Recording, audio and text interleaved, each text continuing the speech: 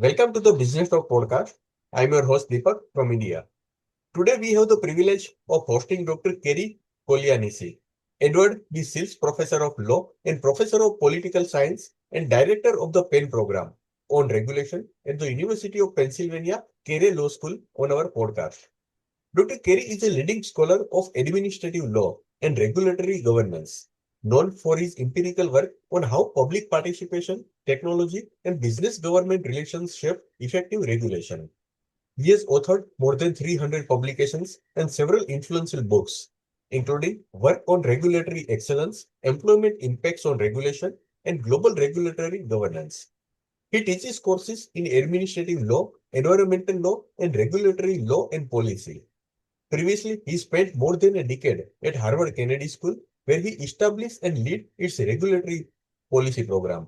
And he has also held visiting professorship at Stanford University and Vanderbilt University.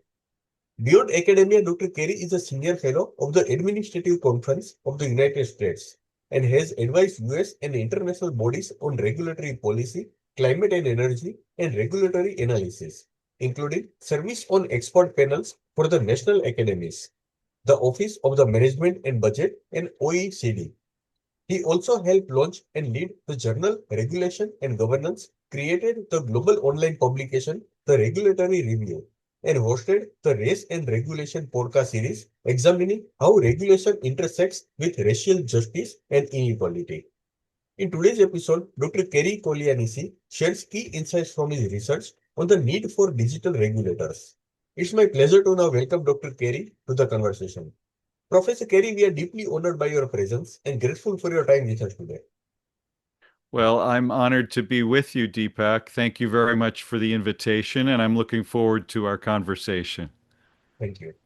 Professor, your paper distinguishes between regulators of digital technology and regulators with digital technology.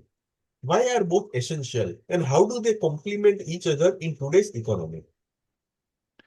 Well, we are increasingly in a digital economy. In the United States, easily 10% of our economy is based upon digital products, but vast, larger sums of that economy are affected by digital technologies. And everywhere around the world, we're reliant on digital tools for communication, marketing, production, and it's only going to increase. So, in an increasingly digital economy, in an increasingly digital world, it's almost a truism that we need digital regulators. I do emphasize in this paper, first of all, the need for regulators, plural. Sometimes in this era of artificial intelligence that we're working in, uh, there are proposals to create an artificial intelligence regulator within countries, some kind of dedicated regulator. And while there might be some value in having some body that is focused on artificial intelligence to some degree, it is nevertheless the case that artificial intelligence is a suite of technologies. It's not a single thing or single technology, and it's being deployed in all sorts of contexts. And because of that heterogeneity of AI, both in its design, the algorithms and the data upon which it relies, and the multiplicity of use cases for artificial intelligence, there's going to be need for multiple regulators to be overseeing the application of AI, whether it's in transportation, medical care, in communications, or the like. We already have in most economies regulators that are already established for overseeing different sectors and different types of processes and manufacturing that affects people and their lives, and so we are going to need regulators of this technology, but it will be multiple regulators. Uh, and that seems like almost a truism. But also, I think an important message of this paper is that all regulators, even if they're not regulating digital technology directly, or even when they're not regulating digital technology directly, they can benefit from the use of digital technologies, AI and the like, just even for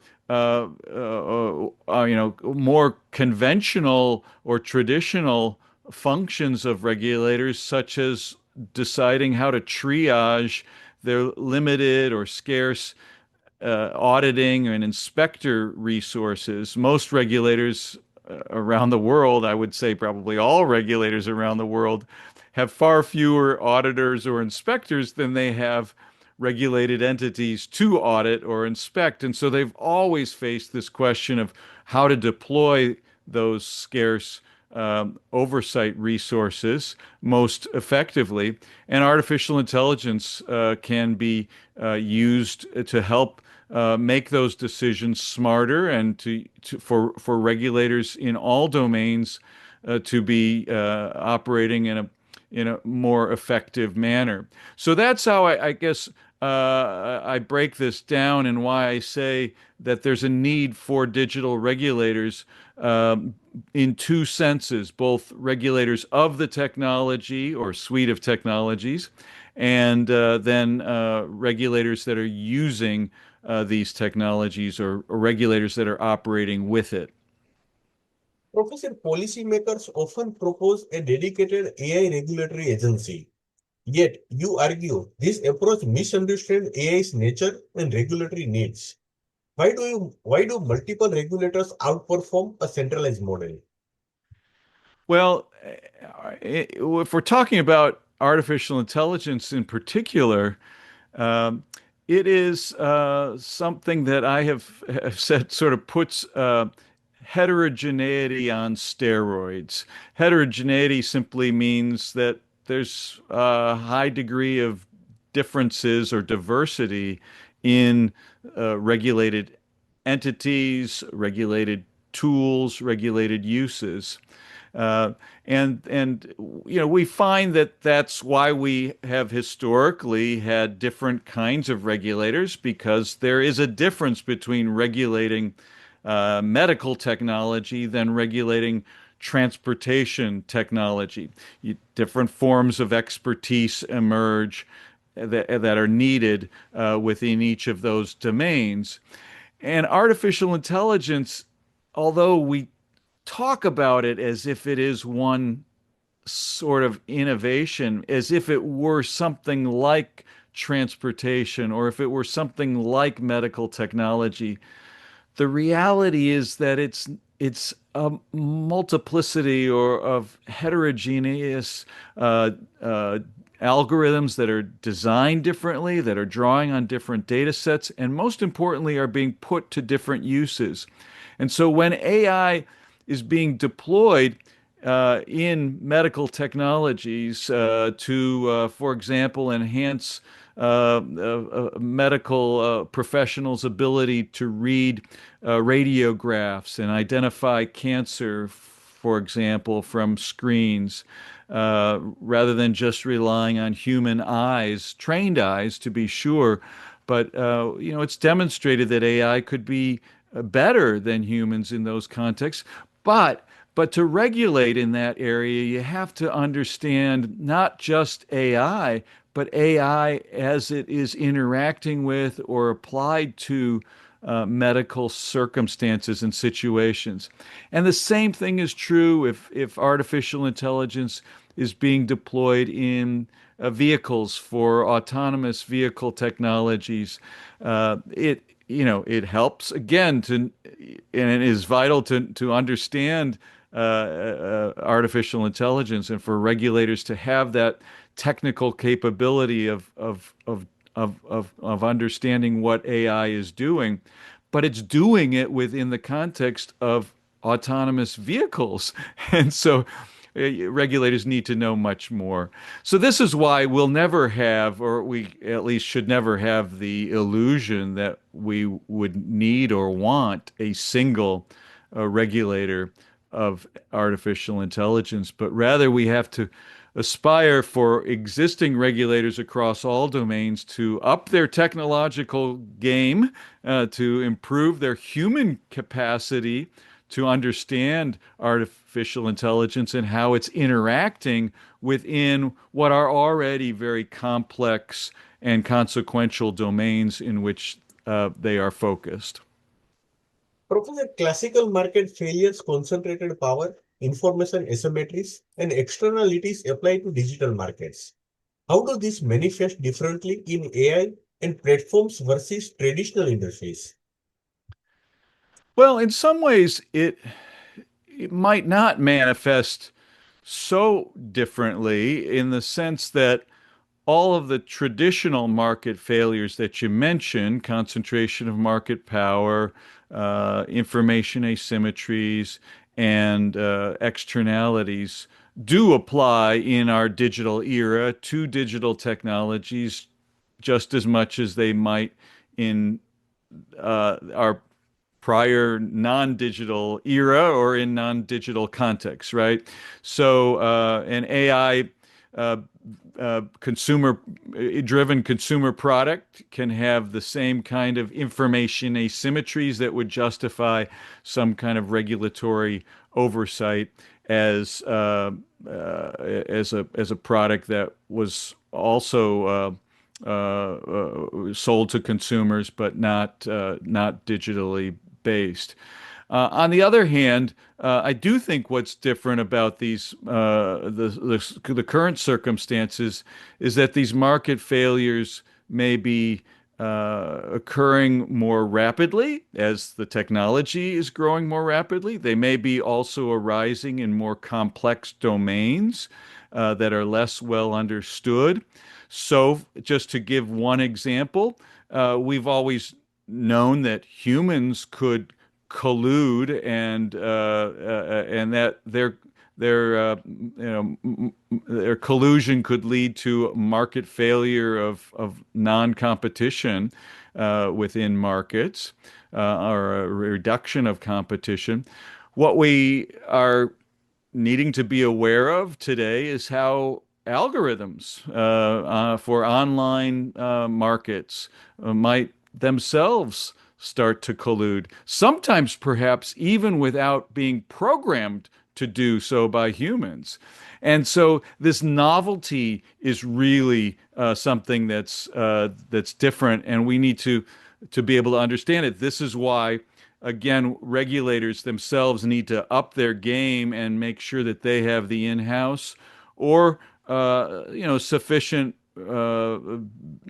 outside support to understand what's going on within their domains with respect to advances in digital technology. Professor, effective AI regulation requires deep expertise from financial markets to autonomous vehicles to medical devices. How can agencies develop this expertise while maintaining current responsibilities and what cross-agency coordination works best? Yeah, that's the fundamental challenge. One of the things I always have emphasized is that regulatory excellence is ultimately people excellence. And while today regulatory excellence also necessitates that regulators have sufficient technological capacity and technological tools, that they need to be digital regulators in the sense of regulators with the digital technology or regulators using those digital technologies, they have to also have the human capabilities.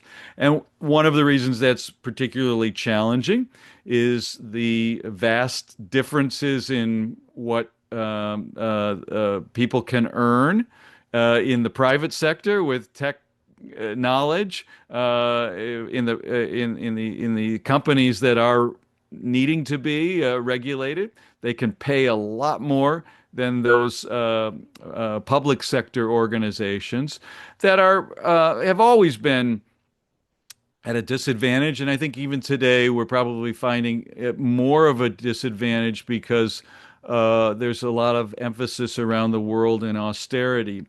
However, I think this is all the more reason why regulators need to, first of all, be using digital technology because that can make them more efficient and more effective and free up human capacity to be deployed in other contexts. They have to also be willing to sell their mission. And I think a lot of folks, a lot of young people in particular, who have the technological skills that regulators need will be willing to work for that mission if it can be communicated effectively by the leaders of regulatory organizations. And of course, another way of getting the capacity is to purchase it, essentially, to contract out. And I think that will clearly be something that regulators will continue to do. They're already doing it, and they'll continue to need to contract out for services to develop and deploy artificial intelligence tools. That means that regulators will need to have at least sufficient in-house capacity to oversee those contractors and to engage in procurement practices that can ensure that at the end of the day, there's sufficient transparency, verification, and validation of any AI tools that are being developed or managed by third-party contractors. I think it's really important that regulators not simply uh, get too enamored of a sales pitch that a private vendor might make, and then leave things entirely up to that vendor. The contractual arrangements and the oversight from the public sector organization needs to be there so that there's still a sufficient degree of oversight of these tools, even when they're developed by contractors. Professor, regulations.gov now manages over 30 million public comments across 46 agencies. What key lessons from this digital transformation apply to regulatory agencies adopting AI? Well, I think when one of the areas where AI is going to be really useful for regulators are in uh, tasks that are uh, involving a large number of kind of repeated tasks. And if we have a large volume of comments coming in on new regulations, I mean, this is a great way to be thinking about using natural language processing tools to improve the efficiency of what agencies are doing. There are, I think, a great deal of potential for all sorts of improvements in how agencies can communicate with the public. We're not only seeing the ability to process, sort, categorize, digest comments that are coming in on new rules, but the number of agencies are deploying chatbots to engage in interactive communication with the public and keep them informed. Regulatory domains have become complex in many countries and also somewhat distant. It's hard sometimes to get a human being on the telephone to answer a question. And so agencies are turning to online chatbots, whether they're in the U.S., we have an online chatbot for tax advice or for student loan agreements. In Albania, there is a chatbot that's helpful for procurement purposes. They have now called that chatbot Diella and named her, at least symbolically, as a minister of procurement in the Albanian government. So there's a lot of potential, I think, for these tasks that are somewhat repetitive and not just one-off. I think the real limitations of AI will still be in these sui generis decision-making contexts where regulators have to do policy analysis of specific regulatory problems, but there's also lots of ways of automating some of the routine tasks and the tasks that involve a high volume of information. Professor, in continuation to your chatbot response, what opportunities and risks emerge when government deploys AI to interact directly with the public? Well, you have to make sure that these tools are accurate and that they're working as intended. And there have unfortunately been too many examples of public sector information technology initiatives that have failed miserably. The rollout of our Affordable Care Act insurance markets in the U.S. In the early part of this century was a disaster because now this wasn't AI, but it was nevertheless an IT project where the website just couldn't handle the capacity to deal with the public and the volume that from the public that it was receiving. We've also seen complex algorithms that haven't been adequately tested or overseen that don't work as intended in the Netherlands, in Australia, also in some of the United States state governments for administering government benefits. And if these aren't working as intended, if they're making bad decisions, that's a real pitfall and a problem. I think there's sometimes an allure that people can have toward IT products, thinking that, oh, it's somehow magical, that it will get me the right answer, but they can they can break down. We know AI hallucinates. We know that it can replicate biases that are in the data that it's trained on. These are things to be cautious of. So I say that, government agencies need to try AI, but they need to verify. This is a play on a phrase that President Ronald Reagan used to say. He used to often say that we need to trust but verify in the context of national security.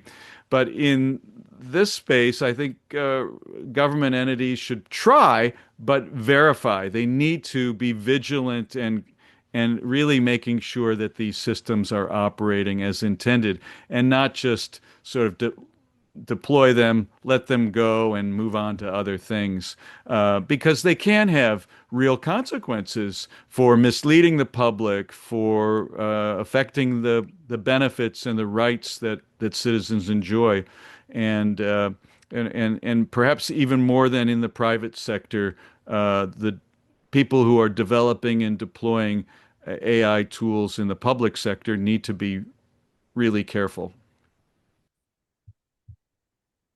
Professor, your paper envisions AI detecting anti-competitive pricing or manipulative trading in real time. What does regulating by robot mean, and what safeguards are essential?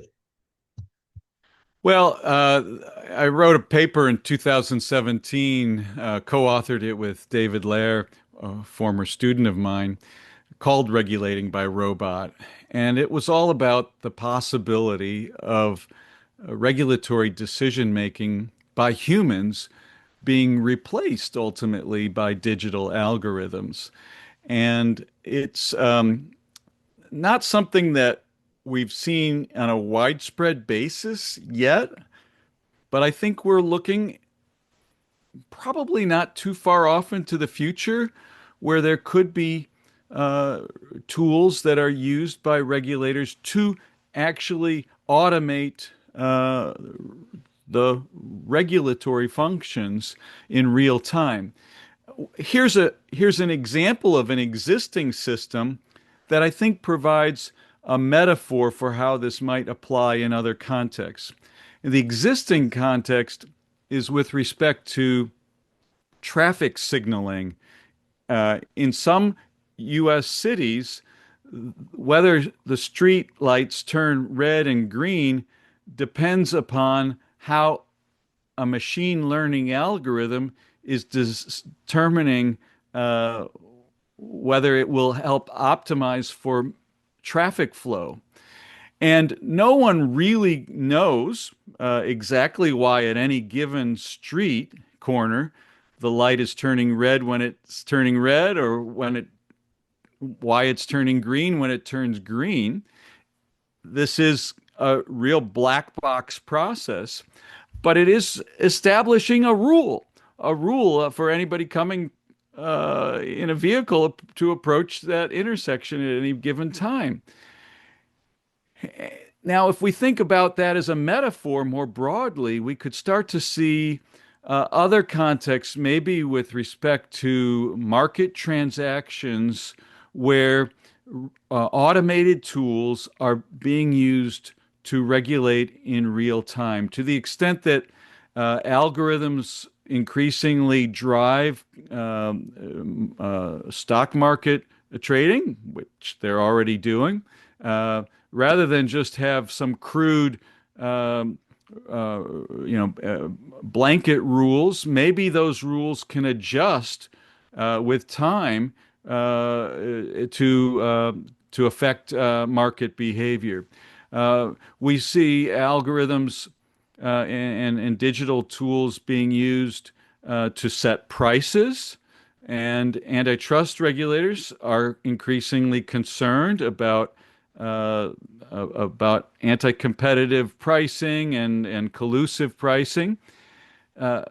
AI tools might be used in real time to detect the possibility of those antitrust concerns and to mete out some kind of immediate feedback or consequences to those other AI tools. So it's, I think, the future in which we could start to see humans being out of the loop, uh, even in the creation of regulations, not even just the enforcement of them, but the creation of them and the enforcement of them. This is a world we need to be prepared for. In some ways, it might be a better world if we can be sure that these tools are being deployed in a way that improves over the status quo. Humans themselves make errors. Humans themselves have biases. Humans themselves have cognitive limitations. And so, if AI tools can be built that can be demonstrated to overcome and outperform those human capacities, especially, by the way, in contexts where speed and a high volume of information processing is so vital, that's likely to be the case. Then I think it's incumbent upon governments and government regulators to be experimenting with and applying those tools. Professor, you note that government policies can fail just as markets can. What framework should policymakers use to ensure digital technology regulations deliver genuine public value without stifling innovation? Yeah. Well, they have to have a clear purpose in mind, first of all. You really have to understand what it is you want a digital tool to do. And then you need to be applying a degree of caution and oversight in how that tool is being designed and deployed. Now, the level of caution might vary. It might vary depending upon two big factors. One is the degree to which the tool is substituting for the status quo, the human decision making. Okay, so the more you're moving not just from AI as being a decision support to being the decision maker, okay, that's more caution is needed there. The second is the degree to which the stakes are higher. So the stakes to those members of the public that are affected by the tool have to factor in. If an AI tool is being used to decide who gets to be a commercial airline pilot, the stakes are going to be high to the public in a way that they aren't if the government is using an AI tool just to help it sort the postal mail, for example. Uh, so the stakes matter, and the degree of decision making control will be factors. But then the higher the things are along these two dimensions, the stakes and control, then the more oversight and care needs to go into it. That care needs to include transparency, so the public needs to be aware of the regulator's intention to use AI. The public can even be involved and should be often involved in helping define the objectives of the AI tool and be aware of how it's being developed and deployed and tested. We'll also want to see methods for verifying. The training of these AI systems is absolutely vital. And most importantly, I think, is the ongoing oversight of how these systems are being deployed. I like to say that AI needs to be governed not by guardrails, which are fixed barriers that stay in place, but rather they need to be governed by leashes.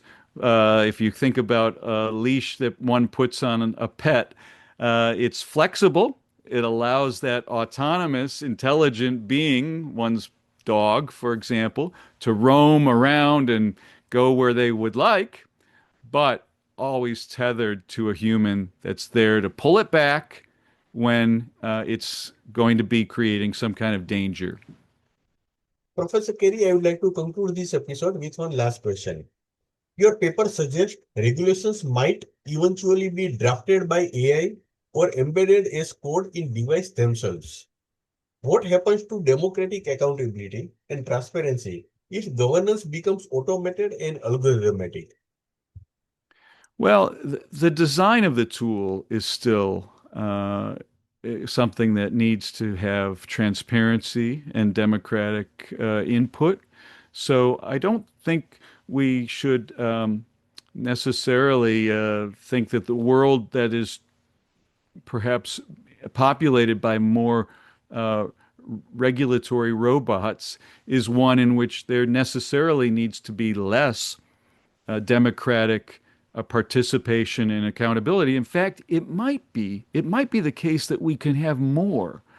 Why? Why do I say that? Well, for one, as I've already indicated, the more we can automate governmental functions, then the more we can free up human capacity that's already in government performing maybe routine, monotonous tasks to do those things that humans can genuinely and distinctively do, engaging with the public, showing empathy. So that's one way. The second way is that these tools necessitate a greater degree of precision about what are society's goals for regulation. Too often, uh, we operate in the regulatory or legal sphere with a great deal of imprecision. We ask for entities to engage in reasonable care and not necessarily providing much clarity about the inevitable trade-offs that underlie a lot of regulatory policy. But artificial intelligence is really confronting us as a society, all of us as societies, to figure out how do we make those trade-offs, because often they will have to be reflected mathematically if we're going to be using these AI tools. So I think rather than necessarily see a world of AI infused regulation as one that's more authoritarian, we should be thinking about it as one that's much more democratic, where we have democratic input into these tools and democratic oversight of these tools. Absolutely vital. And we should, it's a great question. We should certainly not give up on democracy just because we have more advanced tools to help us in governing. Listeners, Dr. Carey's research on digital regulators offers critical insights for our time. As the digital economy expands and artificial intelligence reshapes virtually every sector, the need for informed, adaptive regulatory frameworks has never been more urgent. A single AI regulator cannot provide the domain-specific expertise needed across finance, healthcare, transportation, and social media. Multiple coordinated regulators with AI literacy offers the most effective solution. Thank you once again, Dr. Cary Coglianese, for joining us today and helping us understand how regulation must evolve in our digital age. Thank you so much. You're welcome. It was a pleasure to be with you, Deepak.